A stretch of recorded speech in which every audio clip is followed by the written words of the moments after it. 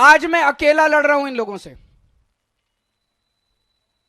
LG से अकेला लड़ रहा हूं, बीजेपी वालों से अकेला लड़ रहा हूं, इन 7 सांसदों से अकेला लड़ रहा हूं, केंद्र सरकार से अकेला लड़ रहा हूं। आप मेरे को बेटा मानते हो, आपने मेरे को बेटा बोला है।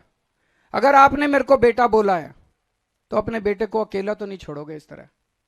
आज मैं आप लोगों से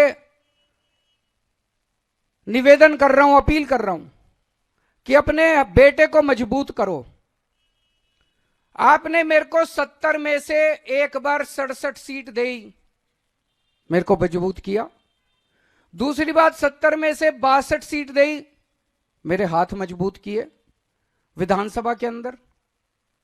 मैं बड़ा शुक्रगुजार हूं। आज ये जो मैं इनसे लड़ पा रहा हूं थोड़ा बहुत, ये इसी वजह से लड़ पा रहा हूं। जो भी थोड़े बहुत काम कर पा रहा हूं इसी वजह से काम कर पा रहा हूं, क्योंकि आपने इतना भारी बहुमत दिया था। अगर आपने 70 में से 40 सीट दी होती, ये बीजेपी वाले सरकार तोड़ देते, गिरा देते, खरीद लेते, डरा देते मेरे एमएलए को।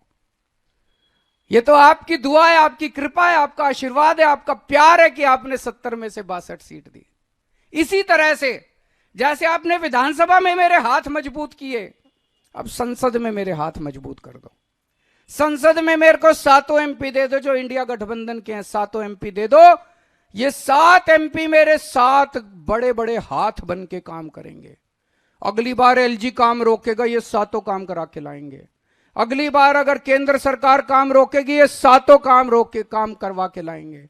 अगली बार संसद के अंदर आपके हक मारे जाएंगे, ये 7 एमपी संसद में उठ के आपकी आवाज बनेंगे। मैं आज आपसे यही मांगने के लिए आया हूं, ये 7 एमपी अगर हमारे आ गए तो आपके बेटे के हाथ मजबूत होंगे, किसी की हिम्मत नहीं होगी कि आपके काम रोक पाए।